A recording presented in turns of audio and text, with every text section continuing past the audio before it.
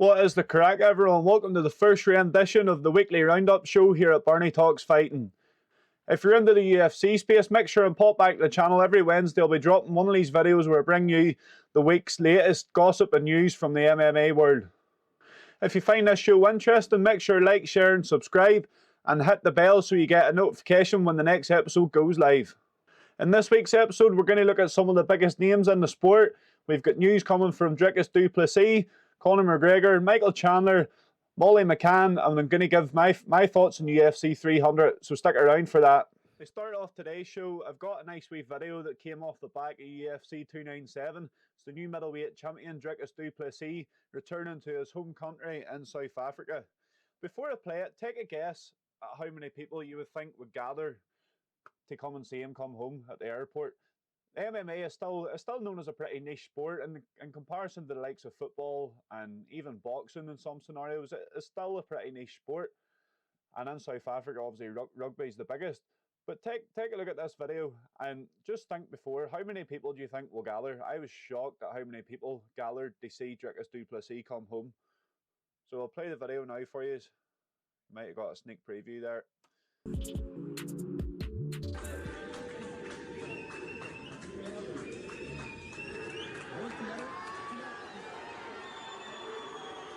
Is that not cool as fuck? Look at the amount of people that's came to the airport to see him walking in with the title like that. That's real champ shit.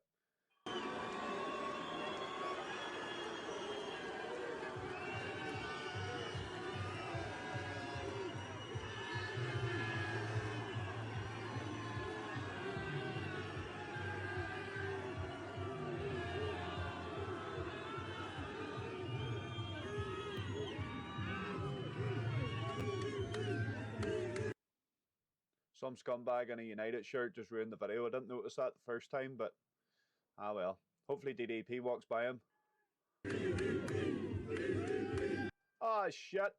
Fuck's sake. I thought he was going to walk by him there and do us a solid one, but he shook hands with the man in the Man United jumper, so lost a bit of respect for that, but sure.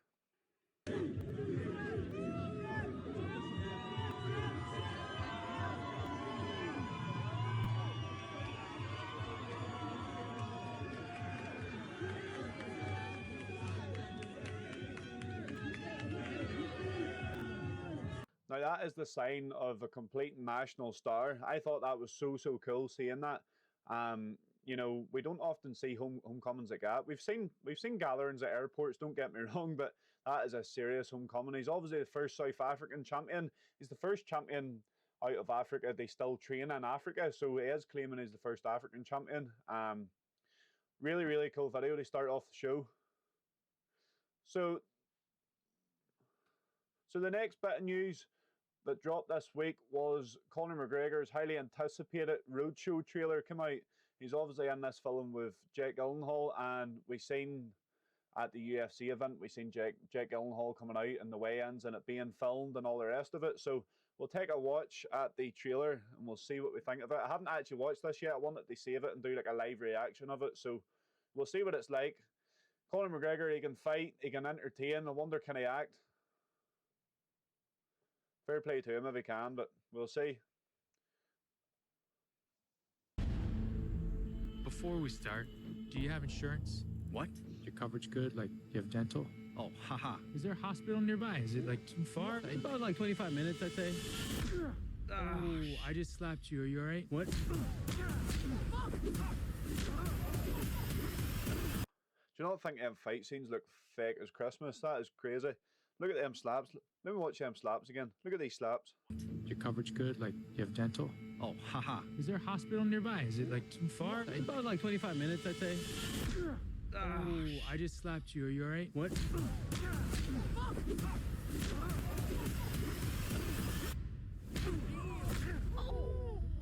So you like Jake Gyllenhaal must have the best slaps I have ever seen. That was incredible.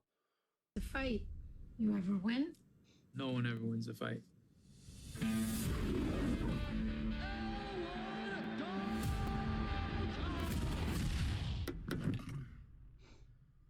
This ain't the Holiday Inn, pal. I'm moving.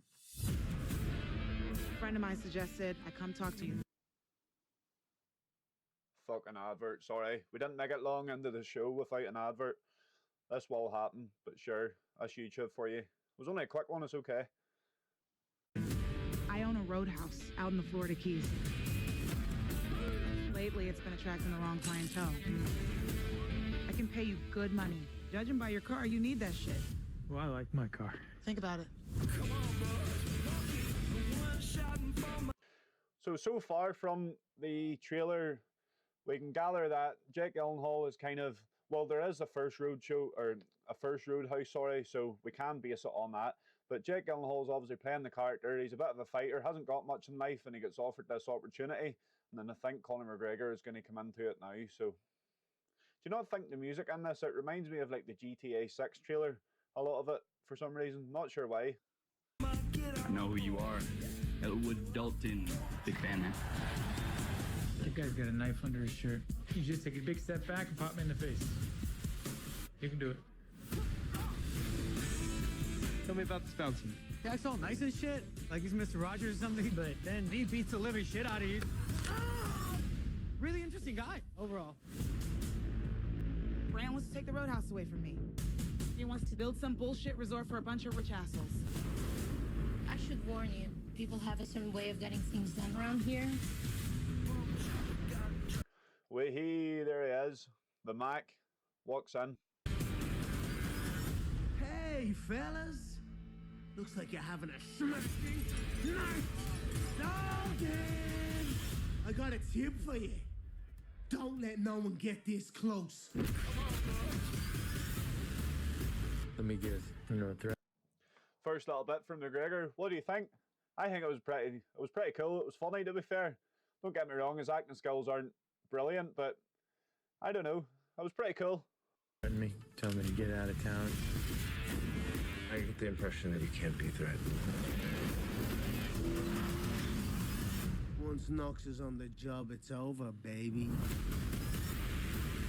It takes a lot to get me angry, but when I am, I just can't let.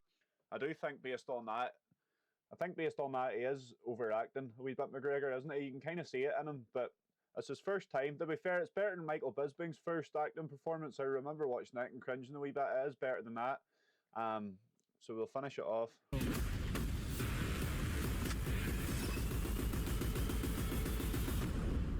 People seem a little aggressive around here.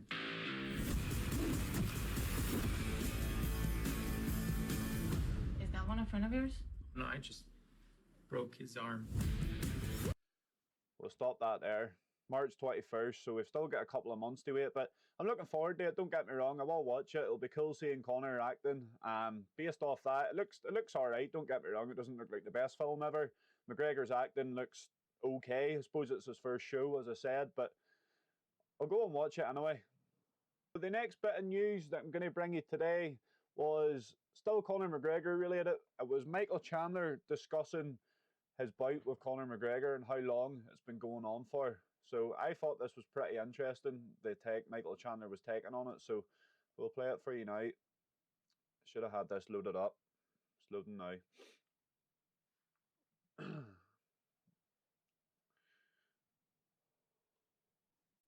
Yeah, no, there's definitely been times. It never got to the point where I was like, hey, it's happening soon. We're making a phone call. And also, I also never gotten a phone call, by the way, from the UFC. Hey, probably not happening. You should probably think about stop wasting some time, right? Yeah. That's never happened. There's other fights happening, happening within the top 7 of my division. And when there was 2 big fights that just got announced with Poirier fighting and Oliveira fighting another guy, Sarukian, and then Oliveira and Armin Tazurkian, what a fight that is. I cannot wait for that fight. Even Benoit Saint-Denis and Poirier is going to be good as well, but that Oliveira and Armin Tazurkian, what a fight. Anyway. From any of that stuff. So it's always been Chandler versus McGregor. It's just the question was when. And yeah, obviously we hear the noise. We hear the noise. We see the people talking to me about wasting my career and all that kind of stuff. And they have it way overblown. Everyone thinks it's been like 2 years since I have fought. And if you really go back, I fought in November. I did the Ultimate Fighter February to mid-March, and then the Ultimate Fighter played out. So it's only The Ultimate Fighter isn't fighting. There is a difference. Only hasn't even been a full year yet since I finished the Ultimate Fighter. So people talking about wasting. but it has been a full year since he fought. The Ultimate Fighter, yes, it takes up a month or two, but Michael Chandler, he definitely could have fought in between times. You know, he's saying it's not been a year since the Ultimate Fighter, but his last fight was in November, I'm nearly sure. I'll look into it in a second. I'll finish this video first. In the career, and of course I hear it and I'm thinking, man, I am going to look like a big dummy if this thing doesn't ever happen. But once again, taking the risk, taking a calculated risk, not being afraid of the quote unquote failure if this guy, you know, never comes back, or if he came back and for a while he was calling out other people and I'm going to get passed over, they say, and they're going to do this fight or that fight. So it's been a whirlwind, but ultimately, man, when you feel it in your heart, in your gut, you just got to roll with it, and I can live with it the rest of my life. If this fight never was going to happen, it's going to happen. But if it never was going to, I can lay my head on the pillow and be fine. And I can hop into a training camp tomorrow, and I can fight the next guy, whoever it is. I don't know how true that is. I think he would be pretty pissed off at this stage if he didn't get the fight. As for taking risks, I don't agree that Michael Chandler has taken the biggest risk here by waiting on Conor McGregor. A risk for Michael Chandler would have been fighting in between times and getting himself ready for McGregor and ready for the fight. Conor McGregor at this point, it seems like he's taking the piss out of Chandler. Chandler's been sitting waiting. Chandler was a pretty active fighter, which I'll look into in a minute. But he's been sitting waiting on Conor McGregor for so long now. And Conor, he's come back. He's saying it's middleweight, which I don't think it will be. But, you know, he's pranking him, saying it's middleweight. He's saying it's going to be at the end of June on International Fight Week, even though Dana has come out and says that it'll probably not be. Michael Chandler is in the same position as the rest of us. I would say I know as much about this fight as what Michael Chandler does, by the way he's speaking about it, which is absolutely mental. I don't know. He's been waiting ages on this. Michael Chandler beforehand, he was a pretty active fighter. We can see here on his Tapology. His last fight, obviously, against Dustin Poirier, November 2022. So it's now been 13 months since Michael Chandler last fought. Beforehand, he was active. So he had two fights in 2022, 3 fights in 2021, 2 fights in 2020, 3 fights in 2019, 4 fights in 2018. So for Chandler to say that he hasn't been out that long, it's just bullshit, really, because he has been out for ages. It's starting to get a wee bit embarrassing for him. I wish he was calling for the fight more and sort of putting a bit more pressure on the UFC and putting more pressure on Dana. It might put him at risk of losing the fight. But to me, sitting waiting around on McGregor like that and kind of showing that he's not got any more knowledge than the rest of us on the fight, you know, at least come out and play the media the way McGregor is. McGregor's coming out and he's telling us it's going to be 300. It was meant to be at the end of last year. McGregor had said it was going to be the end of last year, and then it was UFC 300, and now it's International Fight Week. Chandler should be doing the same. He should be putting dates out there, trying to make the UFC work to deadlines to get this fight made. It's a fight everyone wants to see. So I think people would be pissed off if the fight fell through. People do want to see Michael Chandler in this fight, but he really needs to shout more about it. You know, he can't keep saying, oh, he's happy to sit and wait, and if it goes off the table, he won't be too pissed off. He has to let them know he's going to be pissed off. He can't be walked over that easy. And at the minute, to me, it looks like Conor McGregor is making a bit of a fool out of him. Something that would have gave Chandler a head start in this fight is the fact that Conor McGregor has so much ring rust coming off the leg break. Michael Chandler, let's say Michael Chandler was pushing for this more, or let's say the fight's in June, okay? So the fight's at the end of June, International Fight Week. That will have been about 15 or 16 months since Chandler last fought. What was wrong with him having a fight maybe 9 or 10 months in? He still got 6 or 7 months to sit out and get himself ready for McGregor. I get he hasn't known when the fight was, but when the fight's not in the foreseeable future, get another fight organised. Ring rust is now going to play a part in Michael Chandler as well, not just Conor McGregor. That could be a reason why McGregor's trying to sort of... I don't know if it's McGregor dragging his heels with it, but it's definitely going to benefit Conor McGregor the longer this goes on, because the ring rust evens out. And we have seen in past fights, ring rust is a massive thing. It's something that matters. Look at Colby Covington coming back, Henry Cejudo. You know, they're guys that was fighting at the top of their divisions, and when they come back after a few years off, it's very, very difficult to do. So for Michael Chandler, I think he has to be shouting about this fight more. I'm not saying that he's okay if it comes off the table. You know, he has to let them know he's going to be pissed off. The next bit of news is something that I've wanted to talk about. I was going to make a separate video, which I might do once the main events get announced. But for now, we haven't got a main event, and everyone is shitting on UFC 300, and I can't understand why. To me, UFC 300 is an absolutely brilliant card. I'm going to go through it now, and I can't understand why people are shitting on it. I'll go through it fight by fight and tell you what I like about the fights, and I'll be interested to know in the comments, like, why is people shitting on it? Why does people not think it's a good card? I think most people will agree it's a good card. It's better than most pay-per-views. But let's look at it one by one, okay? This might not necessarily be the order. It could be pretty close, but it might not be the order. So, first fight, Bobby Green, Jim Miller. Jim Miller is an absolute legend. Jim fucking Miller. UFC 100, UFC 200, and now UFC 300. He's won 2 on the bounce. Now, he's starting to make a wee comeback. He's won 2 on the bounce against Bobby Green, who is a certified savage in the lightweight division. Bobby Green obviously coming off a loss to Julian Turner, so it would be really cool to see Jim Miller win this. I think most people's going to want to see Jim Miller win this. It's an interesting matchup. It's on the prelims. This is a fight on the prelims. This could be main card worthy. Look at the last pay-per-view with Strickland and Dricus Du Plesis. This fight would have been better than some of the main card fights. So I'm excited for that. I don't see the problem with that one. Moving up, Jessica Andrade against Marina Rodriguez. Sorry. Again, 2 savages. Don't get me wrong. If you smoke, this is going to be the one you go for a smoke during. Jessica Andrade, she's good. Rodriguez is good. They'll both come in. They'll stand in the middle and they'll bang. They both get knockouts. They both get submissions. What's not to like about this fight? Don't get me wrong. They're not. It's not a title contention fight or even close to it. But it's an exciting matchup for the prelims again. Next up, we've got Sodiq Yusuff against Diego Lopez. Again, Diego Lopez, an up-and-coming star. He's looked really good recently. This is his first time fighting a ranked fighter. Who doesn't want to see that? It's a natural progression. You can't shout for all these stars to be on the card and expect them to fight big names. It's a natural progression for Diego Lopez to fight someone ranked 12th, just inside the rankings. If he beats him, he'll probably fight someone maybe 7 or 8. Maybe Calvin Cater would be a good fight, depending how he does on this card. But, you know, this is a big step up for Diego Lopez, and it's one that I'm looking forward to seeing. I don't see the problem with that fight either. The next fight, this one has been getting a lot of hate, and I do kind of understand it. Holly Holm gets a fair bit of stick in the media. Don't get me wrong, UFC shouldn't be headlining Holly Holm anymore, and they don't seem to do it, but that should be finished. Holly Holm's days of being a headline, a pulling, attracting event is over.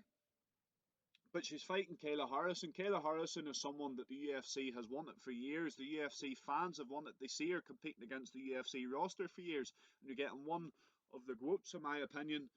Not the best ever, but she's probably top 5 woman UFC fighters in Holly Holm. She beat Ronda Rousey for the belt. She was the one that stopped Ronda Rousey's throne. Coming in against Kayla Harrison, who outside of the UFC has been a brilliant women's bantamweight fighter. She hasn't been bantamweight, she's moving down to bantamweight. That was my next point. This division is one. We've seen Raquel Pennington against Bueno Silva. It was a fight that didn't have much interest. Pennington won the belt. Didn't really mean much. No one was impressed. Everyone kind of knew that someone would come and take it off Pennington. No one's expecting her to reign for that long. But look at this fight. This might spice up the bantamweight division. What if Kayla Harrison goes out and puts Holly Holm away early in the first round, which could happen. She could put her away early in the first round. Kayla Harrison has to be shouting for the bantamweight bout, or for the bantamweight belt after that. Amanda Nunes has also hinted at coming out of retirement at the sight of fighting, or at the hope of fighting Kayla Harrison. Sorry. So this is a fight that it kind of shakes up the women's bantamweight division, and it gives it that shake up that it needed as well. So again, to me, it's an interesting fight. Next up, Figueiredo against Cody Garbrandt. Again, this is a brilliant fight. We've got former champion of the bantamweight division, Cody Garbrandt, against former champion of the flyweight division, Figueiredo. Figueiredo looked really good stepping up last time in the bantamweight division against Rolf Font. He was very, very dominant looking, and I've been pretty excited for his next fight since that.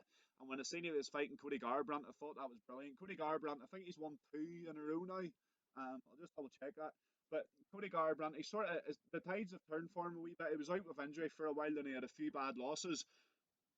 For this fight, I probably will predict Figueiredo. I think Figueiredo is a better fighter than Cody Garbrandt. Cody Garbrandt, yeah, so he's won that against Kelleher, and he beat Jones as well. So he's 1-2 on the bounce. So Cody Garbrandt, he's 1-2 on the bounce, coming up against former flyweight champion. Figueiredo has been in some brilliant fights, and stepping up that weight class, I think he looks a lot more powerful. He was always very quick at flyweight, as most flyweights are, but he lacked a bit of power, and he looked a bit dead on his feet sometimes at that weight, whereas he stepped up the bantamweight and he looked very, very good in his last fight. He still had the speed, which I was worried about when he stepped up. I thought he might have lost some of it, but he still has it, and he looks as powerful as ever. So I probably will pick Figueiredo for this one. I'll do a proper prediction closer to the time, but again, another great matchup. Bo Nickel against Cody Brundage. Bo Nickel, in my opinion, Bo Nickel will be the middleweight champion at some point. He's a brilliant fighter, and he's got a very strategic approach about the way he's tackling his MMA career. He obviously had a great wrestling background. I listened to a podcast with him and Joe Rogan a couple of weeks ago, and he was saying he's only been striking for like 2 years, which is absolutely crazy. His last fight he won with a first round knockout. He didn't use his wrestling at all, just to prove that he could do it. Don't get me wrong, Cody Brundage, Bo Nickel's going to win this in the first round. Don't get me wrong. Bo Nickel is going to beat Cody Brundage easy. But let's look at Bo Nickel's record. He's only 5-0. That's nothing. 5 pro fights, and he's had what, 3 or 4 of them in the UFC, I think. One, so he's a 2. So this will be his third. This will be his third UFC fight. I don't know if that's right. I thought he had one more than that. But anyway, this will be his third UFC fight, and what do you expect? You know, Bo Nickel, he's still young. He's got time. Time is in his favour. He's not going to be fighting rank guys yet. He still needs to perfect his art. He's not coming from a big pro background. You know, he had 2 pro fights and then he got signed for the UFC straight away. He's not coming from a big pro background. He wants to build himself up slowly, gain the skills he needs to gain before he goes and has a shot at the title. And I think that's fair enough. We're going to see Bo Nickel either win by a submission in the first round or knock him out in the first round. It's a knockout. It's Bo Nickel's up and coming rise. Who doesn't want to see it? To me, again, it's an exciting fight.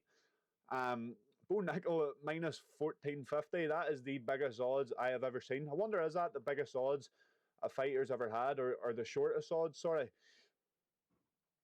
But again, an interesting fight. Next up, we have Calvin Kattar against Aljamain Sterling. Again, another good fight. We've got Aljamain Sterling, former bantamweight champion, stepping up for his first fight at featherweight against someone who has been in the top 10 for the past few years, Calvin Kattar. He's fought the big names in that division. He's never fought Volk, but he has fought the big names in that division. He's kind of been a gatekeeper for the contenders. If you beat Calvin Kattar in the featherweight division, you usually get a contender fight after, or you're one fight off it.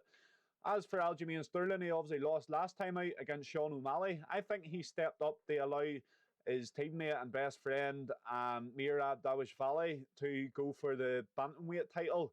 Aljamain Sterling, he was a massive bantamweight anyway. I don't know how he made that weight class. So he stepped up to featherweight. Again, I think he'll cause massive problems for this division. I predicted in my recent video where I predicted the champs at the end of 2024. I spoke about Aljamain Sterling, and I predicted that he'll win this fight. Volk will beat Topuria, and then them two will fight. And I don't know how that one goes. I did predict Volk, but that's a very, very tight fight. But again, Aljamain Sterling, he's going to shake up the featherweight division, gives us some new contenders, which is great to see. This is his debut at the division. Again, it's another exciting fight. Why is people shitting on this card? I can't understand it. Let me know in the comments why you're shitting on this card. Honestly, I want to hear it. Next up, Yuri Prochazka against Alexander Rakic. I actually feel like I'm reading out like week by week the top fights here, but this is all on one card. Yuri Prochazka against Rakic. Yuri Prochazka was one of the most exciting fighters to watch. He did get beat last time out against Alex Pereira. This is his comeback. Yuri Prochazka will want to win this fight and put on a show as much as anyone has ever wanted to. Yuri Prochazka, he's an absolute warrior. He got beat last time out. This time he's going to come out. I think he's going to put it on Rakic pretty early. Rakic again. Rakic is a brilliant fighter, another contender in the light heavyweight division. This is a huge fight, huge stakes for this fight. The loser of this fight possibly doesn't ever get a title shot. Again, Yuri Prochazka, if he wins this one, he might get a title shot. Rakic, if he wins this one, he's straight in the contender fight, in my opinion. It's a high-stake fight with two of the best fighters in the light heavyweight division and one of the most exciting fighters that we've seen in Yuri Prochazka. What's not to love about this fight? Again, another exciting fight. Oh, and one of the most exciting fights in this card, this is one I mentioned it earlier, but I'm absolutely buzzing for this. Charles Oliveira against Arman Tsarukyan. What a fight this is. This is such a hard one to predict. Oliveira, we all know Oliveira. He's one of the most exciting grapplers in the game. Arman Tsarukyan made his UFC debut in 2018 against Islam Makhachev. He took Islam Makhachev the decision, and what was probably one of his hardest fights, I would say outside the first Volk fight, that was Islam Makhachev's hardest fight was against Arman Tsarukyan. So he took him the decision. Ever since then, he's went on a good run. He's beat everyone, bar Gamrot. Gamrot was a very close fight. He lost a split decision. Loads of people think Tsarukyan won. I think he won, but he lost it on the cards. Outside of that, he's looked very, very good. Don't get me wrong, he's not the most exciting fighter in terms of getting finishes. He does get a lot of decisions. But him and Charles Oliveira, what a tight matchup. What a great, great fight with so much at stake. The winner of this will probably get a shot at Islam Makhachev. What an exciting fight. We move on. This fight speaks for itself. The BMF title. Excuse me. The BMF title. We've got Justin, the highlight reel Gaethje against Max Blessed Holloway.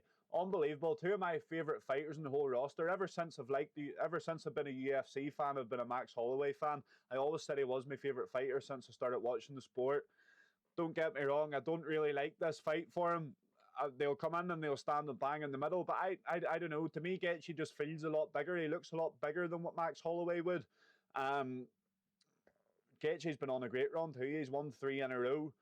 Again, another great match for the lightweight division. If these fights happen one after another, the Oliveira Tsarukyan and Gaethje Holloway, that's kind of like a lightweight contender competition. The two winners of these might have to fight before we get a shot at Islam, because we do know Islam is out injured for a while. But again, this is a brilliant matchup. Everyone knows this is a good matchup. It's for the BMF belt. The title is on the line. I like the BMF belt. It's pretty exciting. And I like the way it might move weight class here as well. If Max Holloway was the one that would take it down the featherweight. So that there might mix things up. I don't know. Will Holloway stay at lightweight after this? Who knows? I suppose it depends how he does. Again, what a fight.